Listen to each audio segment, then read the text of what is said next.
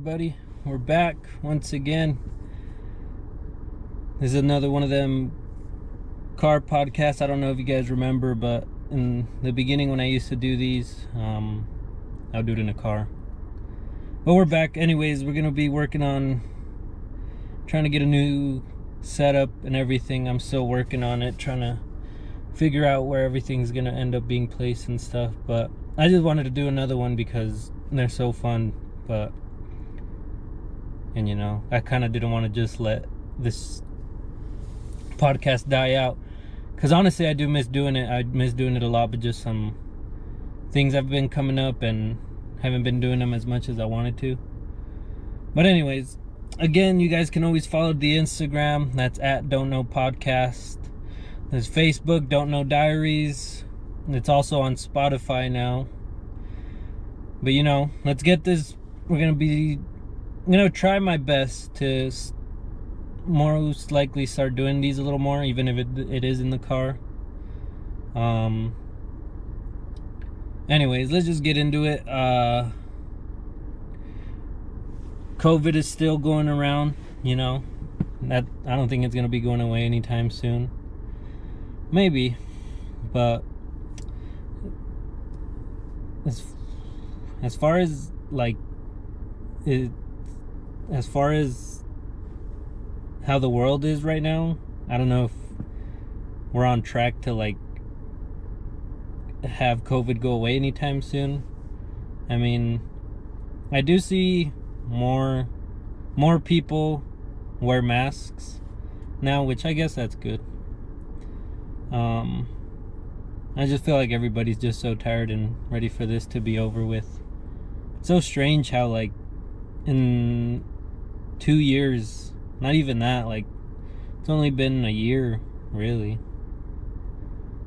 I think, yeah, in March, right? Yeah, we're in March. And last year it was when it hit, or when everything got shut down. Hopefully it goes away, but I don't know. I don't see it going away anytime soon. I mean, a lot of businesses seem to be like opening back up and not really giving a shit about like the 6 feet. You don't even hear that no more. You don't even hear about the 6 foot distancing no more. All you hear is about wearing the mask, and I guess that's all right. I mean,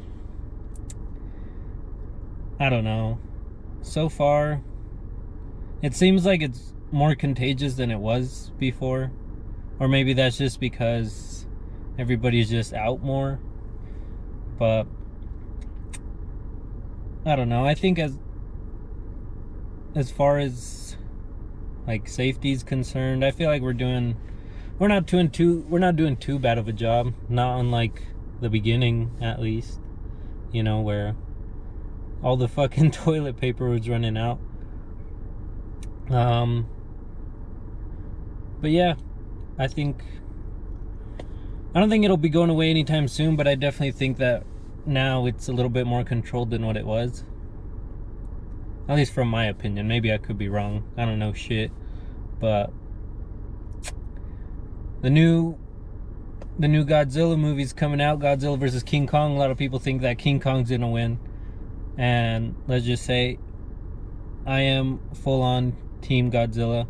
Like, there's no fucking way that a primate, a little ape, is gonna beat a radioactive lizard that breathes out fucking radiation and fire, and literally beat up an alien in the last movie. I don't know, I rewatched them, and number 2 wasn't my favorite. I mean, it was good in terms of the action. Number 1 was garbage because they didn't really show Godzilla. But other than that, I don't know. I think Godzilla's gonna win, and it's coming out at the end of March, so that should be good. Movie news, we got the Zack Snyder cut of Justice League, and if you guys don't know, if you guys are seeing like ads and stuff for the new Justice League and thinking like, what the fuck, they're making a new one. It's not a new one. So what happened was that Justice League movie that we got, the studio kind of told the director to do a whole bunch of shit and change it like this and add that in, take that out. So basically it wasn't even the movie of the director, more of the studio. And Zack Snyder was the director, and his cut of the movie is supposed to be like the original. But after the studio got in and wanted to change everything, then he had to, I think he backed out. I'm not sure about that, but supposedly this Justice League movie that's coming out is supposed to be like the original, like the very first cut. This was what was meant to happen. And I don't know if you guys watched that Justice League movie. I thought it was garbage. I didn't like it. Like, not just because like I'm a more Marvel fan than I am a DC fan, but it just like, it was just so weirdly paced. Like with, I don't mean to compare them, but like with the Avengers movies, you have like a buildup of separate movies for each character, and then they all combine into one. And like obviously not every studio that has to do with superpowers or some kind of what do you call it, building some kind of universe has to do it like that. But when you just get a movie where you're introducing every character like every 10 minutes, it's kind of a weird pace, especially when you get one, in this case, Batman, and he's trying to go after all of them to like come join them as a team. I don't think that was the right way to do it, but we'll see how this Justice League movie comes out. You know, with this whole pandemic, all you really can do is just watch shows and watch movies. I don't know if you guys watched the new Tom and Jerry movie, but that one was garbage too. I think what HBO Max is doing is pretty smart though. How they're releasing the movies in the theater as well as in their platform app. I mean, I think it, like out of all the streaming services, Netflix definitely has like the layout of their platform well, because sometimes in HBO Max, like, it doesn't let you change the language, and it's kind of confusing on how to do it. If you guys have HBO Max, I'm sure you guys know what I'm talking about. But as far as that goes, excited for the Snyder Cut, excited for the Godzilla versus Kong. Again, I think Godzilla's gonna win, but we'll see. What else is coming out? Oh, you have the Falcon and the Winter Soldier on Disney Plus, that Marvel TV show. I don't know if you guys saw WandaVision. At first, I thought WandaVision was absolutely like crap because it made no sense. Like, you really don't need to watch the first 2 or 3 episodes of it to understand it. And I honestly, since the beginning, I wasn't really interested in it. But I watched it because, like I said, I'm a Marvel fan and I kind of had to. But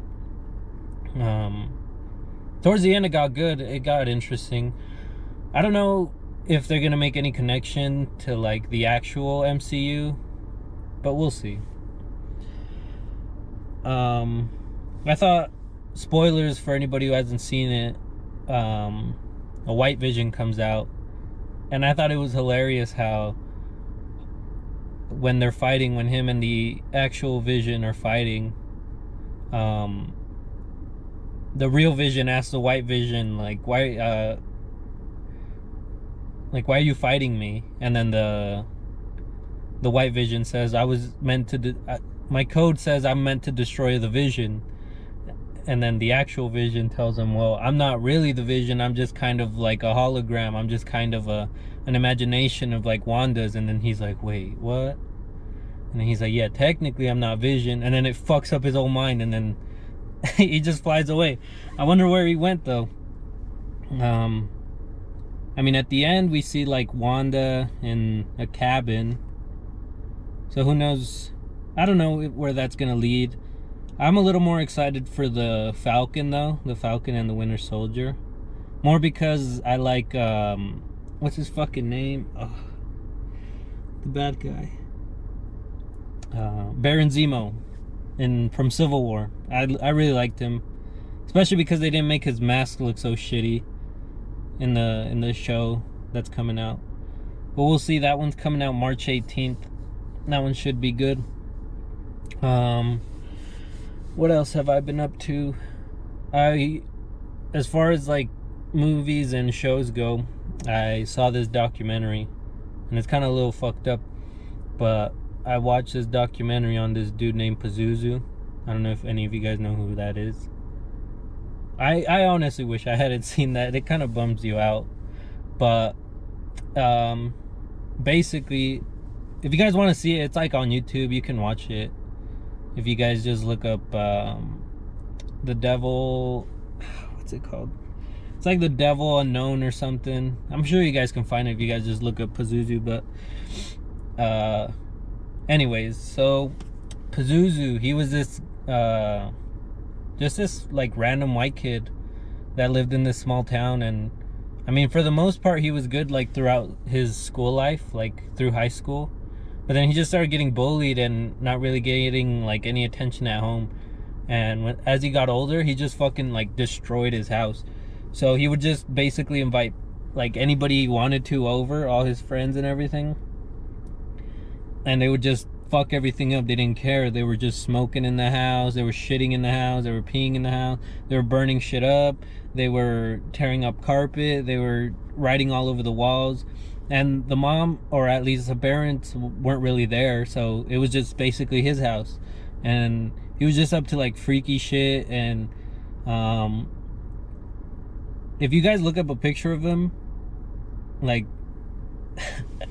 he looks so fucking gross. Like it looks like he stinks. Like the people in the documentary describe how bad the smell was. Like just by looking at a picture of him, you could tell, you know. But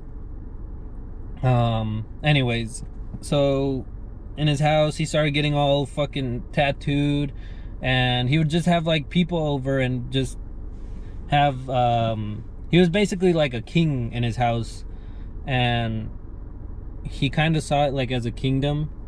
And he wrote like commandments, I guess you could call them, like outside his front door, which basically said like you're not allowed in unless I allow you in, and if you are allowed in, like you can do whatever you want as long as I say so, something like that. But in this documentary, like it shows like all the people who knew him and stuff. And there's one guy, I don't remember what his name is, but he used to be friends with him, and he like went over to the house a couple times, and he saw like how fucked up that dude was getting. And that dude Pazuzu, he got fucked up like high on meth, is what the documentary says, that he started to file his teeth like into sharp points.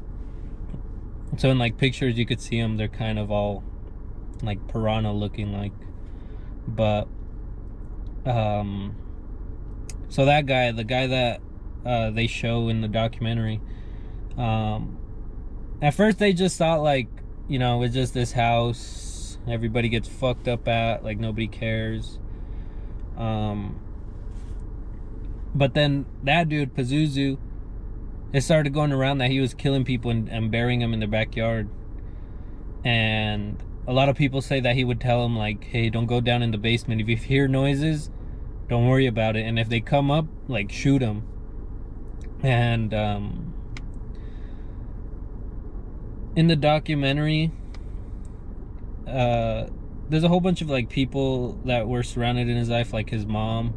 And there was this lady of the guy that he killed and buried them in the backyard, and they could never find him. And the one person that that snitched them out, like to the cops basically, like the first time, she called the cops and told them, hey, you need to check this house out. There's a rumor that somebody got killed there. And then when the cops went to go check, they basically just asked them, they asked him, can we check your backyard? And then he said no. And then he's like, and then the cops said, there's rumors that you've been killing people here, is that true? He said no. And the cop just like, okay, have a good day. Like, what the fuck? Like, so many people in the documentary are pissed because that happened. Like, it makes no sense that, for one, you're just asking him straight up if he's killed somebody. Like, they interview a couple cops in the in the documentary, and they explain like how they would do it and how it would be better. And it just seems so much smarter that way, but who knows why this fucking dickhead cop just decided to ask and go by the word. But anyways, that cop just basically ignored him, and one of Pazuzu's friends kind of saw like how fucked up shit was getting, and his parents like went to the army and stuff. I mean, his parents sent him to the army, so he left, and he left like all that life. And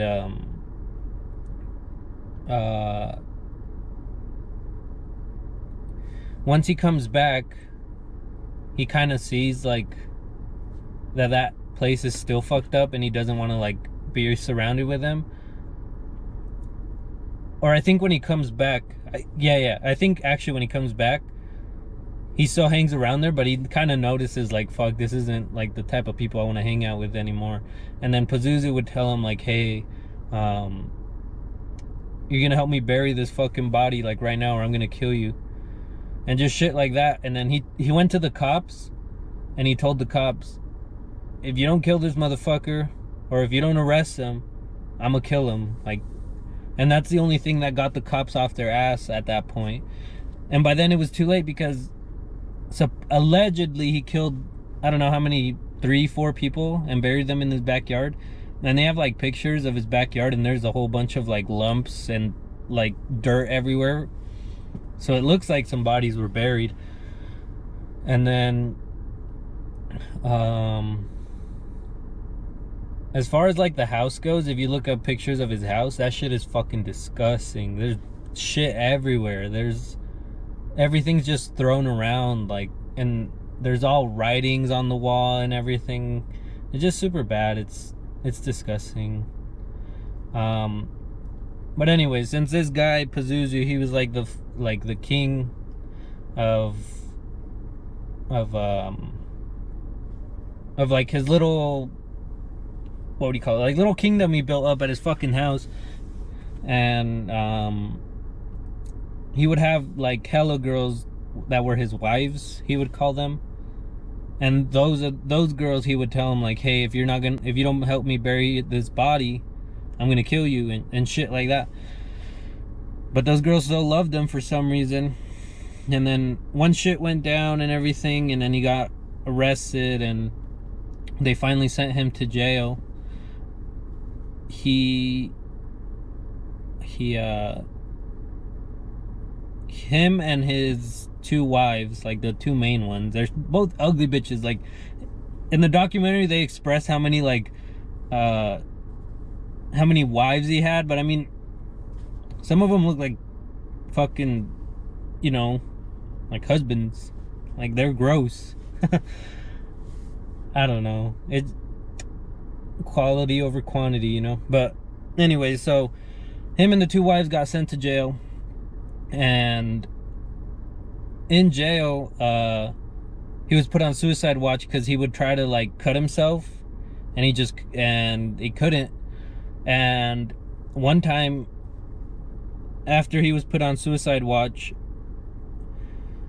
the cops found his body, but there was no weapon in sight, so there was no way he could have cut himself. And allegedly what happened was, since he had his teeth all sharp, he started to bite into his arm and just kind of tear it apart.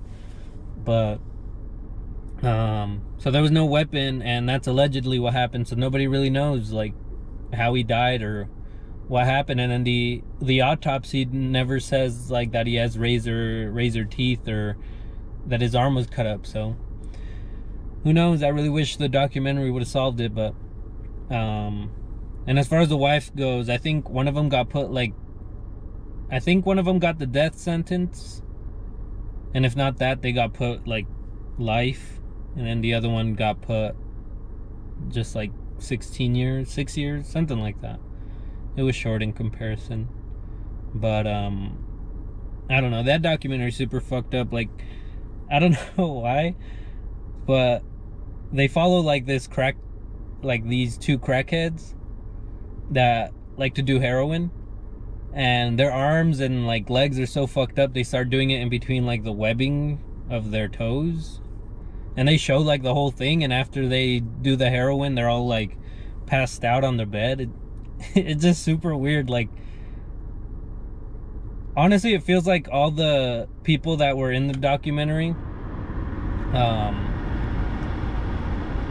it kind of feels like all the people that were in the documentary like know something, or at least those two crackheads do. But if you guys want to check it out, that shit's pretty interesting. It's pretty long though. It's like 5 episodes, like 30 minutes each, I think. I don't like, it's worth it. I don't know, if you guys are bored, it's pretty interesting. But fuck that guy. He was just like a piece of shit, honestly. Like, just because he got bullied. Oh, and the crazy thing is, like, one time with this guy that was allegedly killed, that he killed, his wife was looking for him, right? And one time Pazuzu and one of his wives was at the house, and I'm trying to remember because this shit was like quite a long time ago that I watched this. But Pazuzu's mom was there at the house, at his house, at his kingdom. So Pazuzu's mom, Pazuzu, and one of the wives, and that dude that he killed, he brought him, like, because he was friends with him. And at that time they went upstairs, and the mom was getting ready for work, and then she heard a gunshot, like a shotgun blast, and the mom heard it, looked at it, went upstairs, like, and then saw what like had happened, and she's like, oh, okay, and then went to work. Like, I don't get how much of a fucking like dickheads these cops can be. I mean, I get it, it's a little town, but like nobody cares. That's the thing. Like that was a big issue in that town. Like,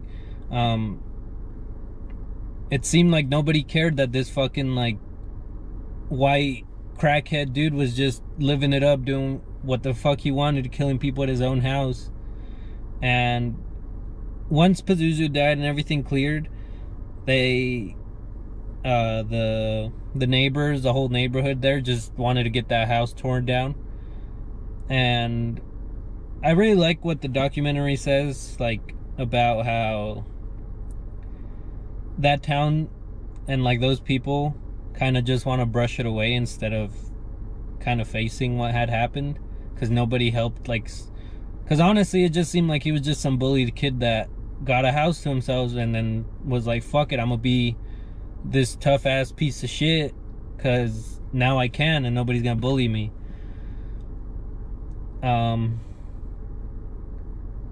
But I think that shit kind of sucks in the terms of, like, I feel like so many kids go like abused, and I guess you could say bullied, but I feel like it's more than that. Like, a lot of them go beyond abuse, you know, like to where it becomes mental, to where it becomes like a part of who they are, and they don't see themselves as anything bigger than what that person abusing them, or like that environment. They don't see themselves ever getting out of it, so they just kind of adapt to it.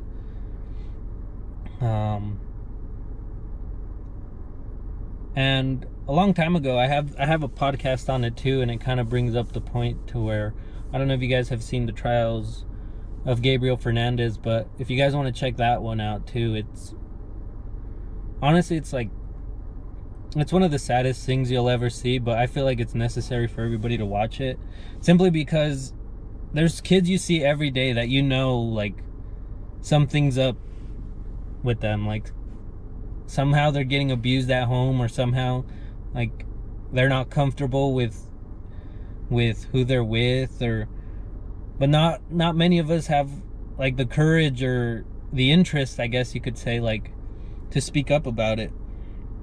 Some of I guess you could say, like, that a lot of us just kind of think like that it will resolve itself, and what I mean by that is, you think since you notice it, somebody else will notice it, and then they'll say something. And then that documentary, The Trials, I don't know, it really made me think of like what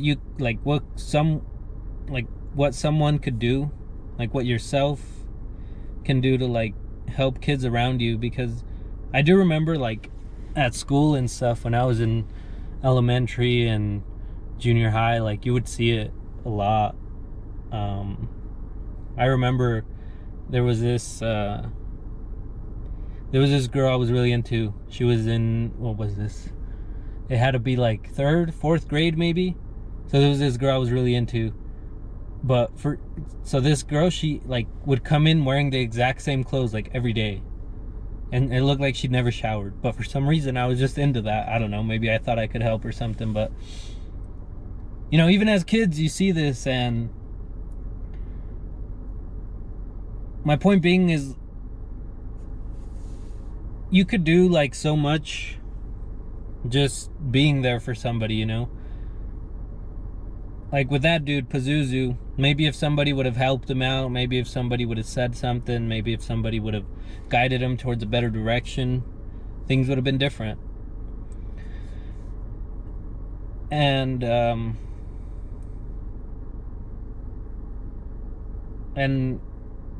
I really recommend you guys to watch The Trials of Gabriel Fernandez. It'll really make you think. Like, it's something you don't want to watch, but I feel like everybody has to. Simply because, like, especially like with me now, because I'm a dad, it kind of hits different. And I don't know, just if you guys see anything like that, I would just recommend speaking up about it, because like I said, it's everywhere. Like, I remember seeing it a lot in elementary. But anyways, so that girl, she would come in just wearing like, so they were pink flip-flops, but they were like black at this point from how much they haven't been washed and stuff. And I mean, she was pretty. Like, I remember her being pretty, at least. Maybe now she's not, but I just felt super fucked up. But I just liked her for some reason. I tried to be her friend and everything. But one day she left, and I don't know where she went. And that's the thing too, that like I feel we have to teach our kids, or at least our young ones, is how to be there for someone, or how to at least see an issue and at least be a friend to that person. Because I feel like a lot of kids that are abused, not all of them, because that Gabriel Fernandez kid, he didn't seem to be like a loner or anything like that. He seemed pretty outgoing, honestly. And I feel like that's the issue with a lot of mentally abused people. They still try to like fit in, and they still try to be normal, or they still try to like be somebody's friend because they don't want to make them feel like how they're feeling.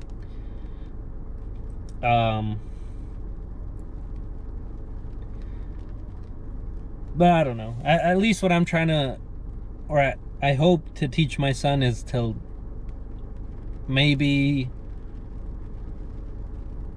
just be able to point out the kids, or at least the kind of people that have issues. And if it's in your capability, and if it's in your power to help them, like, there's no reason why you shouldn't. You know, there's so many people out there who just need that one person to, you know, just say it's gonna be okay, to listen to them, to hear them cry. And I really hope that at least not, it doesn't seem like it's going this way, because so many people are getting offended by so many stupid shit. Like, I don't know if you guys have heard, but Eminem tried to cancel Eminem. I don't think you're fucking ever canceling Eminem. Like, everybody has been trying to fucking cancel him since he started, you know? And there's a lot of people that are like, cancel him now, look, this is what his lyrics say. Like, where were you when all those people were trying to cancel him that long ass time ago, fucking dickhead? Everybody's just so sensitive nowadays, I feel, but to the wrong shit.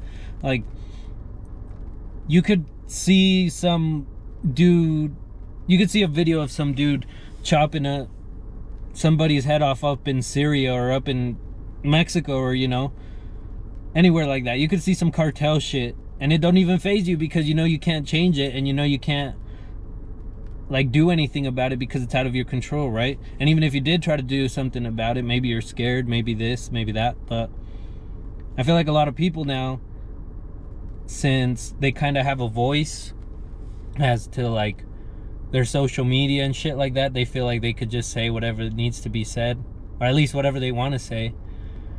But it's not like, I don't think it's right, because there's so many other issues that need to be,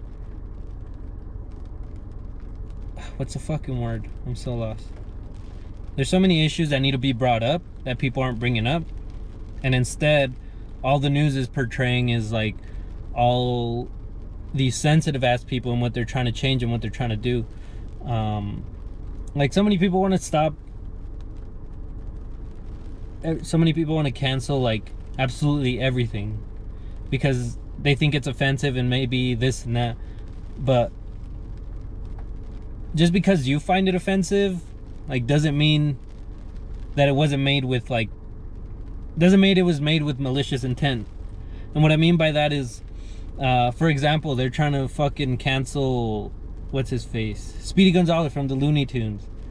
Like, it's just a fucking cartoon, bro. Like, you know how many times they've tried to cancel South Park? And that shit is, I don't know if you guys have seen it, but that shit is way more offensive than a fucking little mouse with a hat.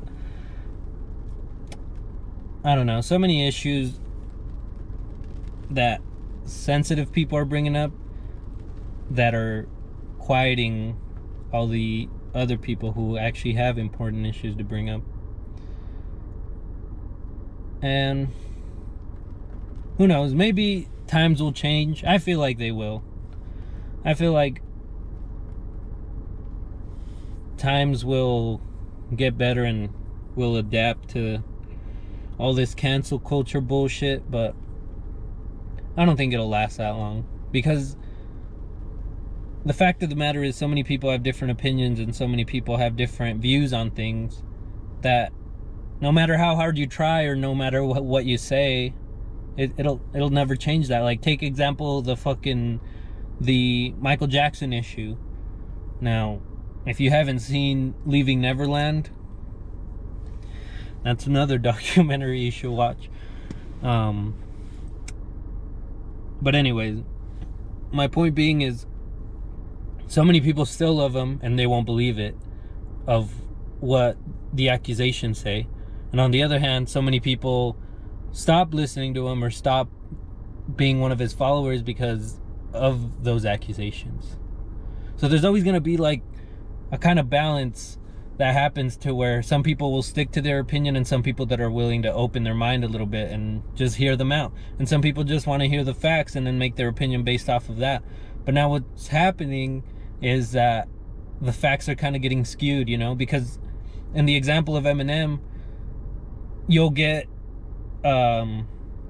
people pointing out specific lines of lyrics in his music, but how come you don't point out the whole song, you know? Just because he says, well, I don't know what people, like, specifically, there's so many, like, lines that could get fucked up. But the thing of an artist is to kind of write a story into their music, right? Or at least any good artist will do that.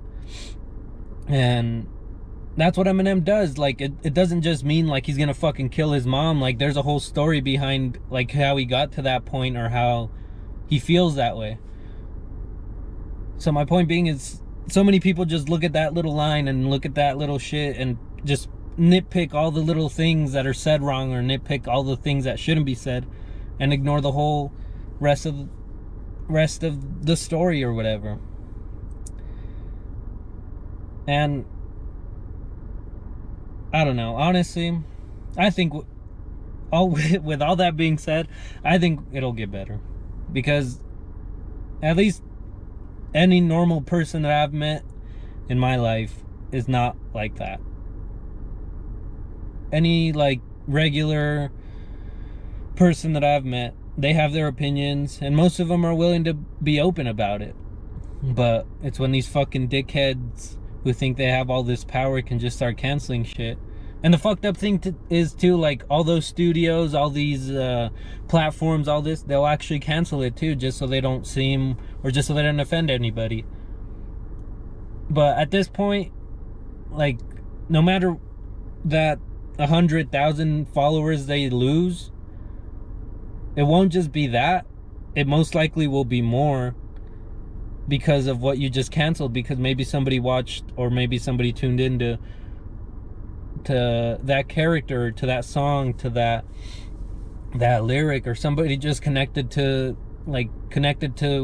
what got canceled in a way that once you take that thing that got canceled away, it just doesn't really mean anything to them no more, because they see that when push comes to shove and somebody finds something offensive and you're just gonna roll on your back and take that shit away, then they find no interest in you, because you're not willing to support or back up what you believe. And yes, some shit is probably really offensive that got canceled, but most of it is just petty, like, dumb stuff that is just, I don't know, some sensitive people are trying to take away.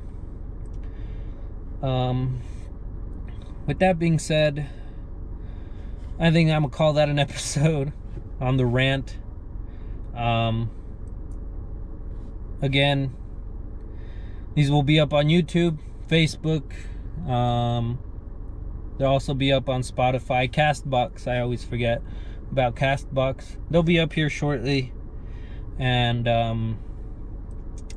again, you guys stay safe, wear your masks. Hopefully this runs over soon. It was really fun to do this again. I've missed it. Hopefully I put out a little more and maybe get back a studio or get back a little thing going, which should be fun. I'll try to get guests again. I miss them. I miss the shit talking. So far it's just been me, because, you know, I don't want to get anybody sick or have them get me sick, but hopefully it'll be back soon. I have big plans, but we'll see how it all turns out. It was super fun doing this again. I missed you guys. Thank you guys for all the support. Again, thank you.